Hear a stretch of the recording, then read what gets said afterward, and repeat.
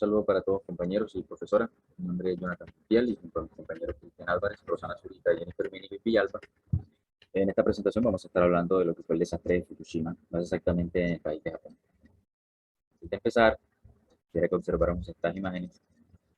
Muestran lo que, digamos, fue el resultado de lo ocurrido ese día y cómo las distintas zonas afectadas fueron arrasadas y destruidas por los sucesos ocurridos en ese momento, dicho desastre. Este hecho se conoce como la triple tragedia o el triple desastre de Fukushima Daiichi, que ocurrió el 11 de marzo de 2011. Y pueden observar una pequeña cronología de los distintos sucesos por lo que se atravesó ese día. Tenemos un suceso iniciador que es un terremoto clasificado en magnitud 9.0 en la escala de Richter y que duró de 2 a 6 minutos. El terremoto es provocado por una descarga súbita de energía en la superficie de contacto de la placa tectónica norteamericana con la placa tectónica del Pacífico. Ese pedazo de corteza que se sumerge en ese punto, pues según las estimaciones que se hicieron, se fracturó y fue lo que provocó el movimiento brusco de la Tierra. De hecho, pues en esta imagen podemos observar lo que es el epicentro. El epicentro se encontró a unos 400 kilómetros de distancia de la ciudad principal de Japón, que fue Tokio, y afectó principalmente a una gran parte de la zona costera de Japón, una zona costera nororiental. Pero vamos a enfocarnos en lo que ocurrió en la central nuclear de Fukushima Daiichi. Y pueden observar una distribución de diferentes centrales en esa zona costera. Bien.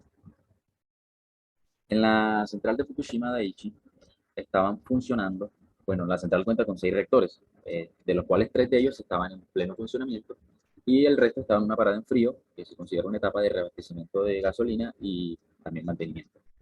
El terremoto en la central, pues los sensores que detectan el movimiento, al detectar precisamente el movimiento brusco de la Tierra, detienen automáticamente los reactores que estaban en funcionamiento, permitiendo controlar la reactividad en los núcleos de dichos reactores.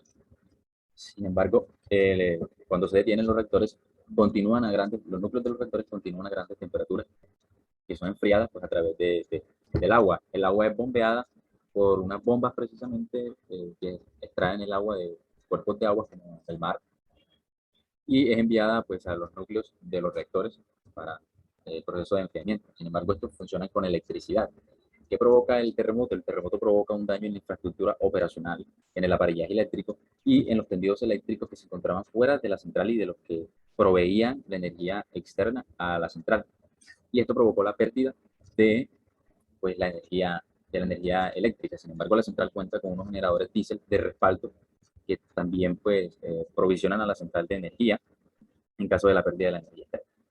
Luego de esto, el, el terremoto provoca un desplazamiento de una gran cantidad de agua que se traduce en olas que tuvieron 4 metros de altura a 15 metros de altura y que llegaron a la central de Fukushima 40 minutos después del suceso iniciador que sería el terremoto. Y en este pequeño gráfico podemos observar la altura de inundación de las distintas zonas en las que llegaron las olas y la altura de subida. Entonces tenemos que la altura de subida pues es la altura de la ola en el punto de máxima penetración tierra adentro. Y pueden observar en promedio cuáles fueron las alturas en las distintas zonas. Y la altura de inundación es la altura de la cresta de la ola en comparación con el nivel del mar. Bien. Ahora en la central nuclear, en planta, pues, se produce un daño en lo que fue la pérdida de la energía externa. El agua provocó inundaciones de las distintas infraestructuras, como fueron los reactores, las turbinas y demás edificios. Y esto provocó una explosión de las unidades de la 1 a la 4. Bien, acá podemos observar un poco mejor.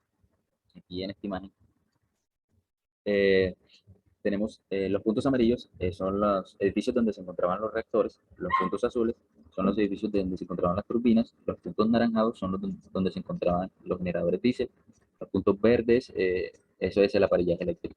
Y aquí pues en esta sección, en sección 1.1, que era donde se encontraba el reactor número 4, se puede observar que la línea azul entrecortada, digamos que es el nivel de inundación.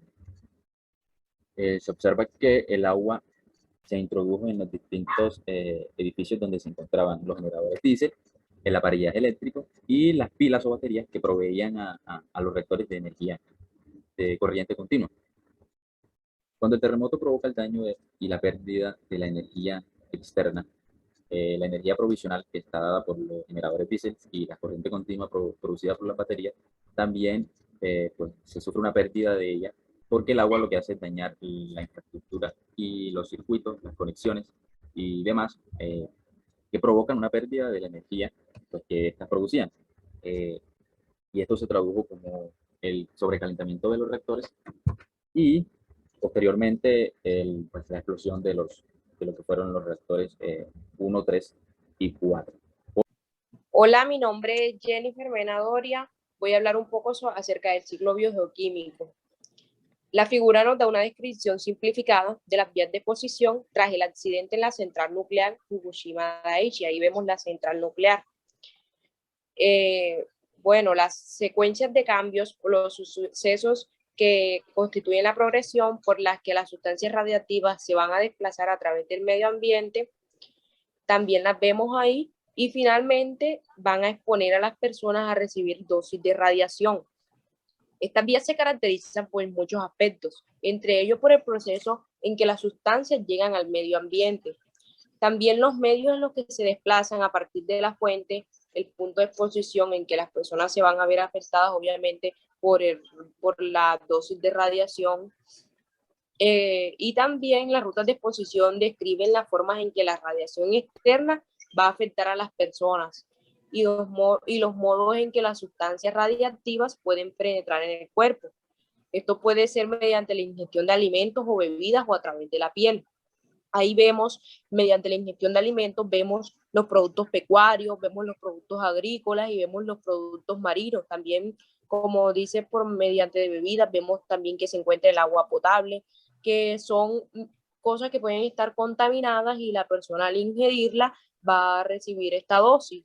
También, pues vemos todo lo que la población puede estar expuesto. Aquí vemos que se encuentra señalado con un punto amarillo los radionucleidos que están presentes en las emisiones líquidas, en las emisiones atmosféricas, en los productos pecuarios, está en el agua potable, en el río, en el mar, en los productos marinos. También vemos en los comportamientos de ellos, de los radionucleidos, con la flecha punteada.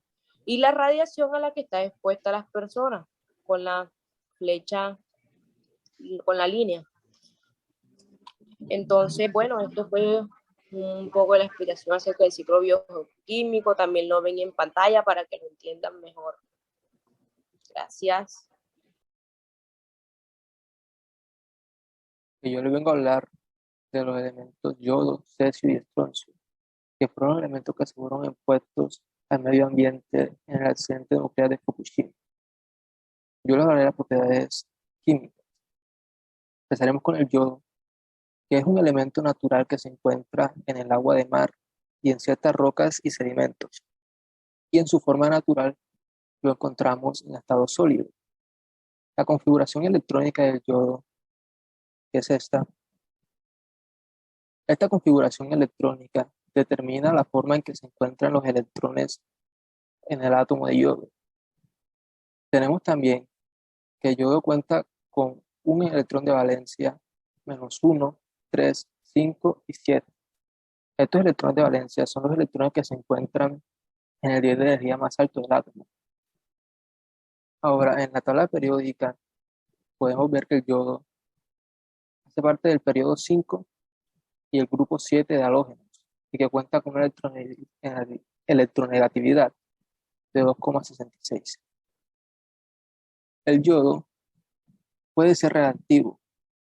Los isótopos reactivos se pueden generar de forma natural mediante reacciones químicas en la atmósfera. La mayoría de los isótopos radiactivos tienen poca vida y se transforman rápidamente en compuestos estables de yodo. Sin embargo, hay una forma reactiva de yodo con una larga vida media de miles de años y que puede ser muy perjudicial para el medio ambiente. Esta isótopo de radiactivo de yodo se ve expuesto al medio ambiente debido a los procesos nucleares en las plantas de energía. El cesio. El cesio es un elemento químico de aspecto plateado, dorado y que su forma natural lo encontramos en estado sólido. Contamos con esta configuración electrónica del cesio y que cuenta con un electrón de valencia en su nivel más alto de energía. En cuanto a la posición en la que se encuentra el cesio dentro de la tabla periódica de los elementos, el cesio hace parte del grupo 1 de los metales alcalinos y del periodo 6 y cuenta con una electronegatividad de 0,8. Ahora, el cesio radiactivo tiene la opción de entrar en las plantas por caer sobre las hojas, animales, y los animales que son expuestos a muy altas dosis de cesio muestran cambios en el comportamiento, como el incremento o el decrecimiento de la actividad. Ahora tenemos al estroncio, que es un elemento químico de aspecto plateado, dorado, y que en su forma natural lo encontramos en el estado sólido. Para el estroncio tenemos la siguiente configuración electrónica y vemos que cuenta con 2 electrones de valencia en su último nivel de energía. En la tabla periódica, el estroncio se encuentra en el periodo 5 y hace parte del grupo 2 de los metales alcalinoterros y cuenta con una electronegatividad de 1,0. Uno de los isótopos del estroncio es radiactivo. Este isótopo es muy poco probable que ocurra de forma natural en la naturaleza y termine en el medio ambiente por actividades humanas, como lo pueden ser las pruebas de bombas nucleares o escapes de almacenamiento en productos reactivos. Bien, ahora yo voy a hablarles sobre la compañía que se encargaba de gestionar la central en Fukushima. También voy a dar una breve descripción de los procesos que ahí se realizaban y pues que involucraban los elementos de vital relevancia para comprender el impacto que tuvo este desastre en el medio ambiente. Bien, después de la Segunda Guerra Mundial, Japón se encontraba en una situación de cara a una reconstrucción económica, ya que el país no quería depender de recursos como lo eran el petróleo y el gas. Pone su mirada en lo que es la energía eléctrica, o la energía eléctrica obtenida a partir de la energía nuclear. Entonces, es así como hace TEPCO, se crea TEPCO, que es la Tokyo Electric Power Company o la compañía eléctrica de Tokio. TEPCO comienza pues, como una de las 9 compañías eléctricas regionales establecidas en 1951. Ya en 1954, Japón o el país presupuesta 230 millones de yens para invertir en lo que era la energía eléctrica y posterior a eso, en 1967, TEPCO comienza la construcción de la planta nuclear de Fukushima. 3 años después, ya en 1970, el complejo de Fukushima entra en completo funcionamiento. Bueno, hay que reconocer que TEPCO es una de las más grandes empresas productoras de electricidad. Ya en 2010 le proporcionaba energía eléctrica a 44,45 millones de japoneses. Esto teniendo en cuenta de que la empresa, bueno, la energía nuclear en ese mismo año, en 2010, producía el 25% de la energía eléctrica total en el país. Por otro lado, ¿a qué se dedicaban ellos? Es importante comprender cómo funciona esto. La energía eléctrica a partir de la energía nuclear. Entonces, vamos a leer un pequeño concepto de energía nuclear. Esa energía nuclear es la energía obtenida como resultado de la reacción que ocurre cuando pues, se separan 2 núcleos de átomos pesados. También es llamada fisión nuclear. En la central se implementaban reactores llamados reactores de agua en ebullición. tenemos como elemento principal, pues, elemento de trabajo tenemos el agua. Entonces, ¿qué ocurría en ese núcleo? En ese núcleo se utilizaba un neutrón y se hacía colisionar con el núcleo de pues un átomo de uranio principalmente, que es el combustible generalmente más usado por las centrales nucleares, el uranio 235, también existe el uranio 238. El uranio 235 se encuentra en menor cantidad en el ambiente. Entonces, lo que se hace es utilizar el uranio 238 y pues se somete a un proceso de enriquecimiento. Y pues se vuelve entonces 5% uranio 235 y 95% uranio 238. Pero bien, entonces esa reacción que se da dentro del núcleo se le llama reacción en cadena, que es provocada por la colisión de un neutrón con el átomo o con el núcleo de un átomo. Este provoca que se divida en dos núcleos menos pesados o más pequeños y liberan neutrones. Esos neutrones golpean los núcleos de otros átomos y es lo que se llama reacción en cadena. Entonces aquí les voy a presentar un pequeño video de cómo se da esa reacción.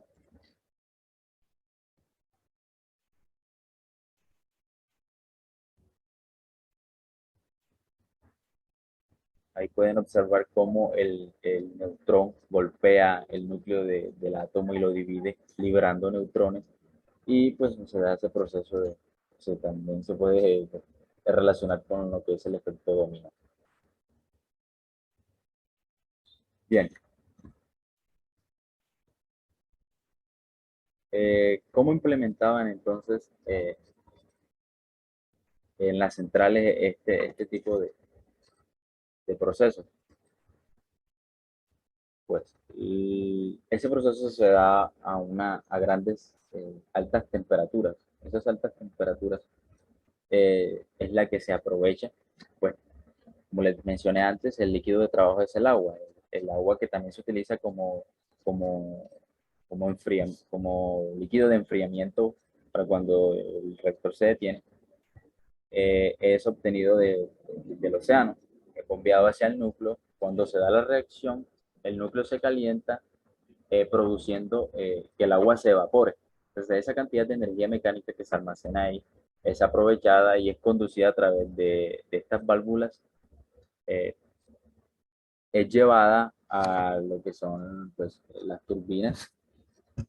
Ese vapor de agua es llevado a mover a las turbinas que están conectadas a un generador, pues, que es el que produce la energía eléctrica y que es enviada a las ciudades.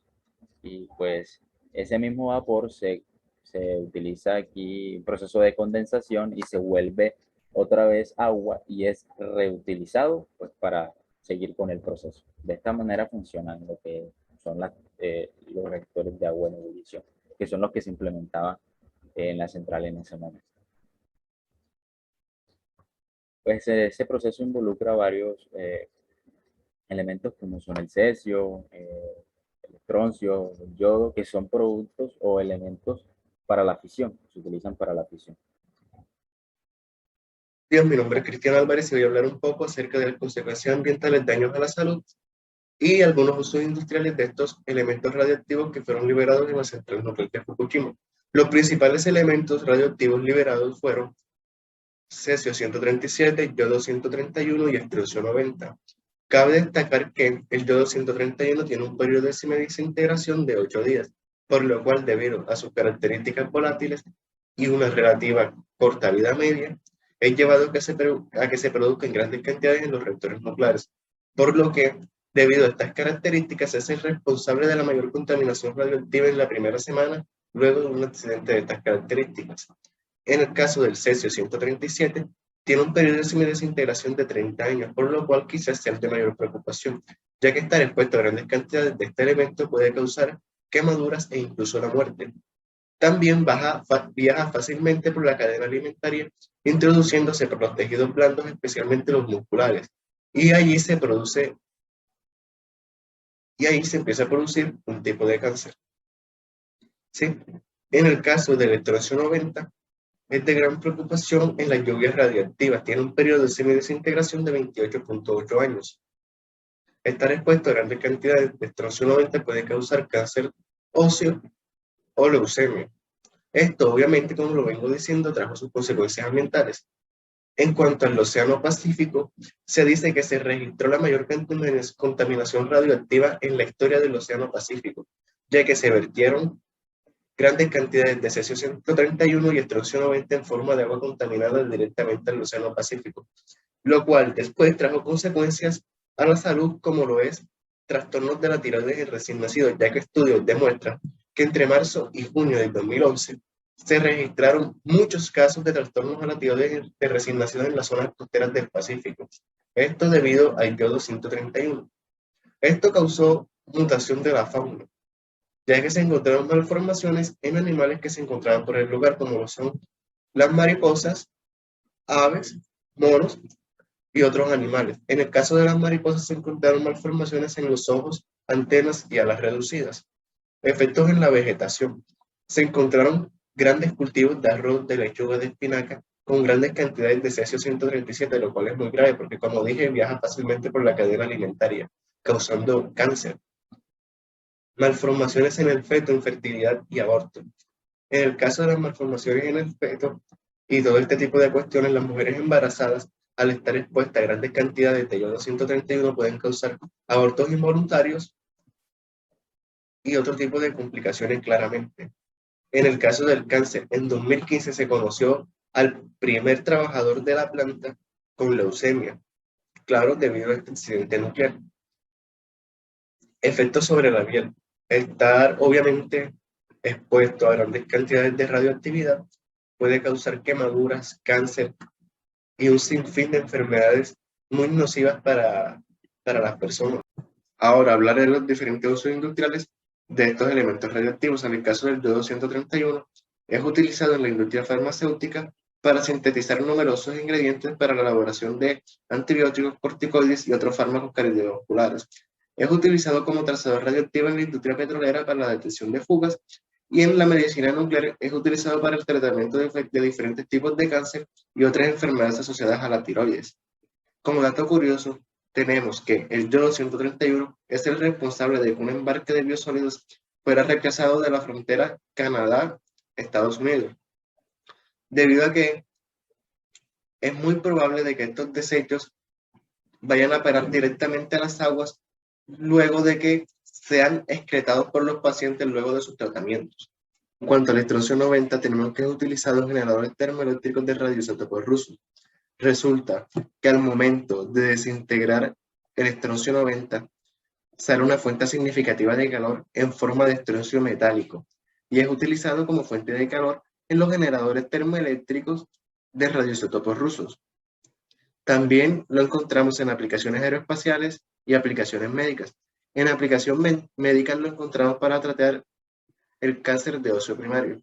En cuanto al cesio 137, podemos decir que es utilizado en fluidos de centrifugación, ya que en la medicina molecular se utiliza para aislar partículas virales mediante muestras biológicas.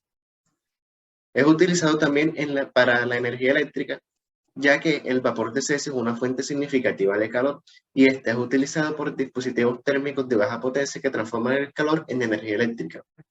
En cuanto a la exploración petrolera, podemos decir que es el mayor uso que se le está dando actualmente a este elemento radioactivo, ya que es utilizado en forma de formiato de cesio fluido para la excavación petrolera. El formiato de cesio es la combinación de hidróxido de cesio y ácido fórmico. La función de este líquido es lubricar las brocas y mantener la presión de la formación durante la excavación de estos pozos petroleros. Gracias al formiato de cesio fluidos, no es necesario que se utilicen otros líquidos más pesados y tóxicos para el ambiente. Y es que el formiato de cesio se puede combinar con formiato de sodio y con formiato de potasio, lo que permite reducir la densidad de su fluido, lo cual es muy amigable para el medio ambiente. Además de esto, el formiato de cesio es recuperable y biodegradable, lo que quiere decir que es reciclable, lo cual es muy importante ya que en 2001 se calculó el precio del barril de este elemento alrededor de unos $4.000. Hola, mi nombre es Rosana Zurita y vengo a finalizar la exposición de Fukushima. Medidas de mitigación y mecanismos empleados. Antes de lo sucedido, se había establecido un parámetro de 10 kilómetros alrededor de las plantas nucleares Fukushima Daiichi y Fukushima Daini. Luego de lo sucedido, se establecieron recomendaciones a las zonas afectadas, esta figura muestra desde el 11 de marzo del 2011 hasta el 23 de septiembre del presente año, que es 2011. Luego de lo sucedido, el gobierno comenzó la evacuación de 10.000 personas, aproximadamente más, y a su vez TEPCO comenzó a realizar la inyección de agua a los reactores, que fueron 4 los afectados de los 6, para evitar el aumento de sustancias radiactivas liberadas. El nivel de peligrosidad fue de 7, lo que quiere decir que hubo material liberado radioactivo considerable que afecta a la salud y al ambiente. La Tierra también se vio afectada con Celsius radioactivo, un elemento que es, por su posibilidad de vida es de 30 años, y con ella los vegetales, la leche, etc. Las medidas utilizadas fueron se comenzó a desmantelar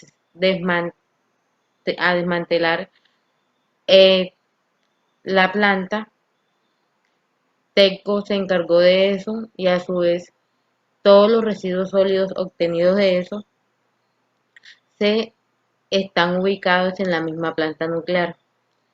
En cuanto al agua contaminada, se utilizó un sistema ALPS, que es un sistema altamente de procesos de líquidos, el cual consta de un filtrado de agua contaminado, pasa a una bomba, de esa bomba descontamina, y lo que finalmente fluye es agua con tritio. Tritio es un elemento radiactivo muy bajo, considerablemente con los demás elementos radiactivos ya nombrados, que luego el agua es envasada en cisternas en la misma planta nuclear. Después de lo sucedido, se comenzó a hacer pruebas de estrés, las cuales buscan la reevaluación del sistema de toda la planta. A su vez, se realizó un ponderado de lo que había sucedido en la planta, y se estima que son 30 años para recuperar